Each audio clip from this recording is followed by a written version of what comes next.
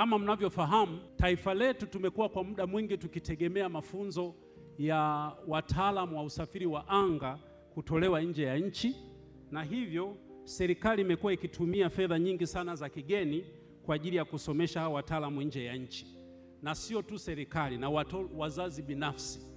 Lakini nitoe maelezo ya furaha au habari za furaha asubuhi ya leo na katika mahafali haya kwamba serikali imekiwezesha Chuo cha Taifa cha Usafirishaji, na mafunzo haya yote yanatolewa Chuo cha Taifa cha Usafirishaji, yaani kuanzia wahudumu wa ndani ya ndege, mafundi matengenezo ya ndege, na hata sasa tumeanza mafunzo ya urubani.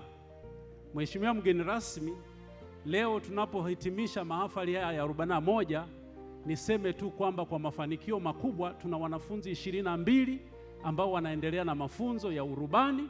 Kati yao wanafunzi 10 wameshamaliza mafunzo ya awali tunaita ground school na sasa wanaruka.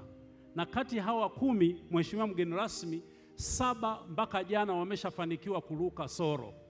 Maana yake wana uwezo wa kuruka bila instructors, bila walimu. Haya ni mafanikio makubwa sana, na jinsi tunavyoendelea tunategemea kufika mwezi wa pili tunaweza tukakualika tena mgeni rasmi kuja kushuhudia wahitimu wa kwanza wa kozi ya urubani hapa Tanzania.